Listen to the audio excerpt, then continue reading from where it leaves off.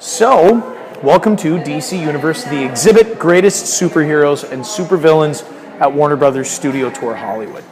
So this is the newest addition to the tour. It's a brand new exhibit that we just kicked off. And there's kind of three different zones, if you will. The first zone is the comic book greeting. So right when you walk in the door, we have official first editions of some of the most priceless and iconic comic books ever.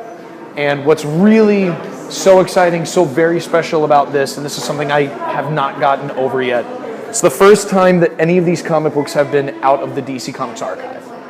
So they've been down there for literally decades. And I mean, it's Aquaman, the first appearance of Aquaman on his own cover. The new Teen Titans, this is the first time Cyborg was ever on a cover. And Wonder Woman, number one, this is 1942. This is the first time a female superhero had her own cover, which was huge. And to think, 10 cents. Superman number one, this is the first time a superhero had their own title. This isn't the first Superman comic. He'd appeared previously, but it was the first time he had his own title, his own cover. It was the first time any superhero had that. So, a milestone. Same thing with Batman. Now this is Batman 1 minus the cover. So it's all of the contents. It doesn't have the original cover, but same thing with the Batman bound spirally. The Flash. Now this is not Flash number 1. This is Flash number 123. This is the first comic ever that utilized the multiverse. And basically what had happened was they'd had the old version of the Flash comic books and they realized we can do so much more if we can somehow bring back some of the old characters, but how do you do that? So Flash runs back in time, and that is the birth of the multiverse. Which is a great introduction for basically what's going on with the films. Exactly. So, I mean, they utilize it on the Flash TV show. Now, other comic lines use multiverse, and it all started with that comic book, which I think is fascinating. Green Lantern number one, same thing. Same green, the first time Green Lantern was seen on his own cover, 1960, which is awesome. So that's where you walk in, and I mean, again, it's the first time these things have been out of the archive, and it's some of the most iconic stuff ever. So just beyond that, this is the second zone. We have Batman vs. Superman, Dawn of Justice, authentic costumes, and props. There's also the gaming corner. They have Lego Batman 3 Beyond Gotham. They have Injustice, and they have Arkham Knight. So you can actually play them. Yeah. You can go walk over and play. I always say take a couple of minutes off. You can just play around for a minute. So then again, it was, as we said, the Batman versus Superman, Dawn of Justice costumes and props. The other great thing about the exhibit is that all of these things come straight from production. So these are all authentics, not replicas. These are the things used on set in the films. You see, it's crazy how you actually get a sense of how small like Amy Adams is. Right. Versus like Henry Cavill. Who's actually a large man. And then apparently Lawrence Fishburne is huge. Yeah, he's right? taller than Superman. Yeah. Jeez. Yeah, it does kind of put things in context. You see how small or how large people are in real life. We got the Robin suit from Batman vs. Superman, which you see momentarily in the movie. He's, Ben Affleck is in the Batcave and he's kind of gazing at it. I think this is awesome because all you get in the film is just a quick snippet of maybe 10 seconds. But on the tour, you can walk up and look at every single detail of this costume that people online have just been kind of like, oh, I think it looks like this or it looks like this. But you can walk up and examine this thing and see it's way more battle damage than what it looks like in the film. It is ripped to shreds, essentially. And you're absolutely right. I mean, that's one thing that I've always been really excited about and proud to talk about is that on the tour, you get up close and personal with these things. It's not like you're staring at them necessarily from feet away. You can get right up to these costumes. You can really see it and soak it in. And like you said, you don't have to be analyzing it in a photo. You can come here and see it for yourselves. The Kryptonite spear, I should say, which, as we know, holds a great weight. Yeah. These are two of my favorite things in here. The back-to-back bat suits. We've got the traditional bat suit that he wears in battle, but then we've also got the mech armor battle suit when he fights Superman.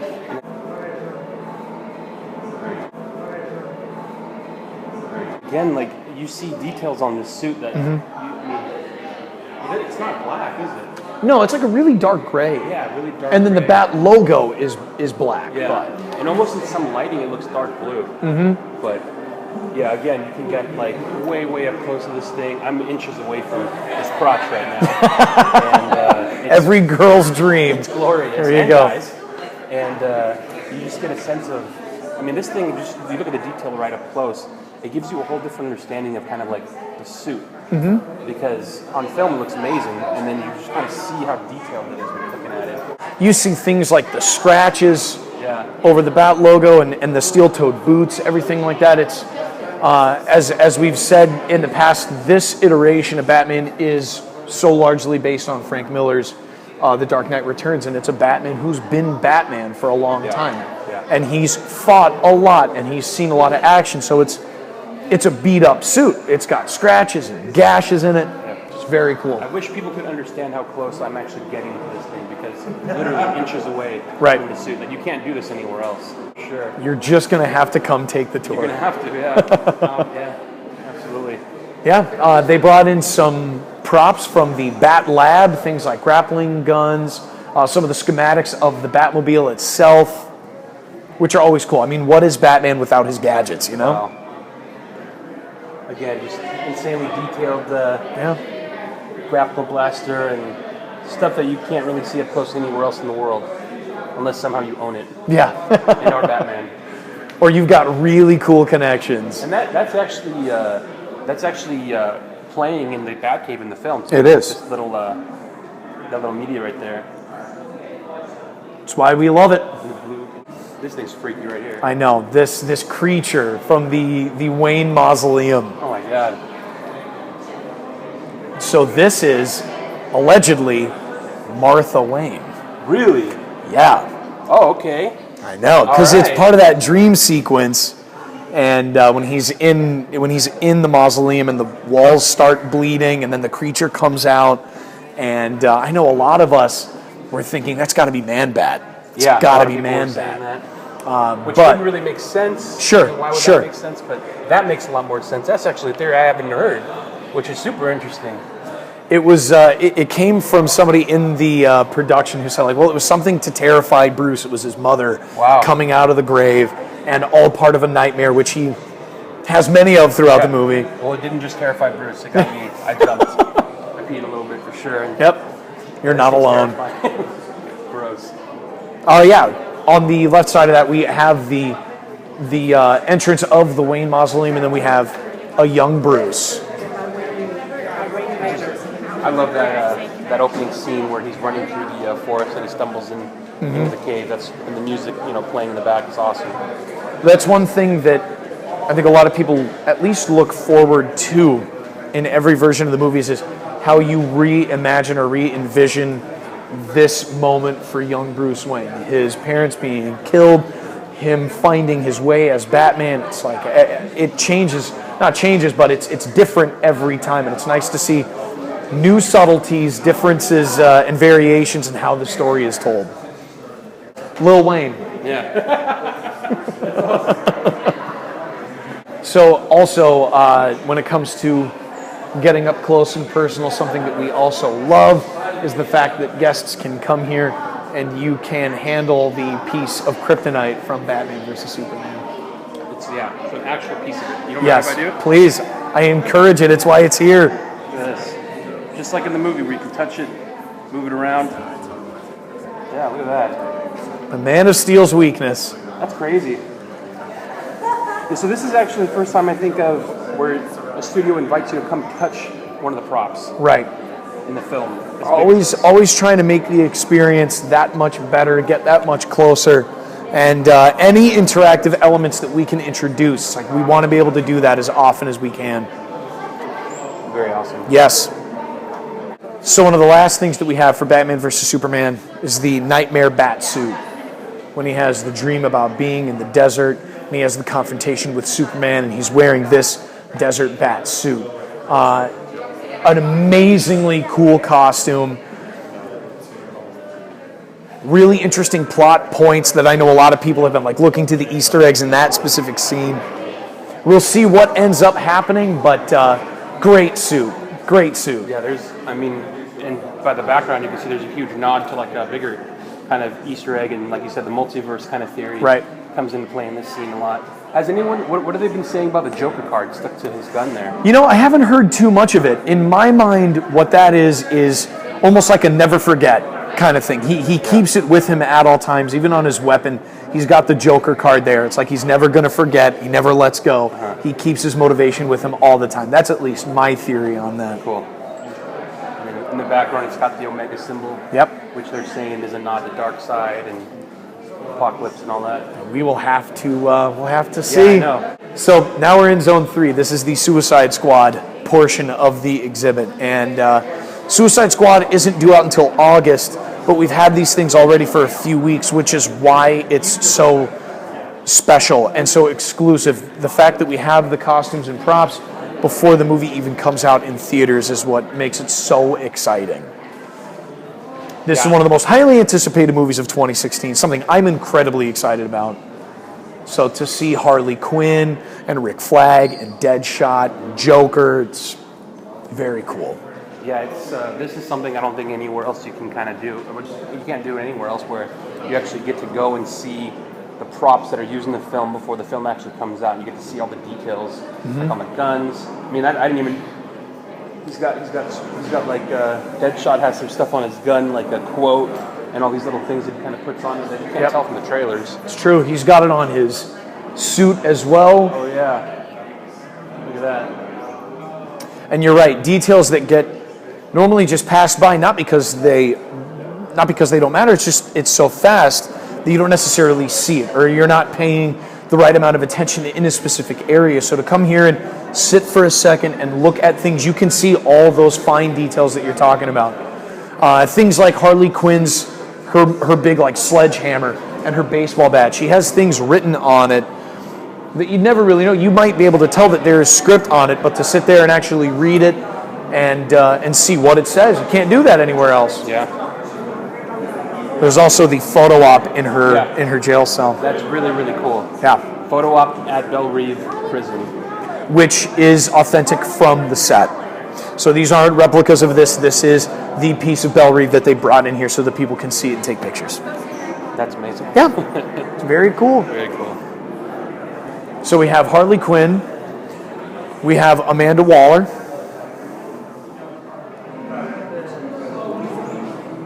And then props that kind of belong to a few of the members of Suicide Squad, like Harley's gun.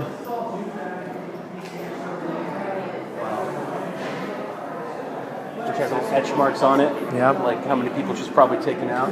That's what I thought when I saw that too. Notches on the belt. Maybe, yeah. You got Captain Boomerang, some of his boomerangs. And his beer cans. Yes. That's our captain. Wow. And this is cool too because I think, what's also cool about the tour is people who might not be number one interested or might not be aware of a character or have much knowledge of the character, you get to see like the living embodiment of what that character is going to look like. Like Captain Boomerang, people might know who Harley Quinn are or who the Joker are, but not many people might know who he is. It's true, especially with a kind of more offbeat storyline like the Suicide Squad that the average everyday fan of these things might not be that familiar with. Come in here, get excited about it, see these things, look the character up, and you can now find things to look for in the movie. You see him drink a beer, like, I saw that in person. You see these boomerangs, I saw those in person.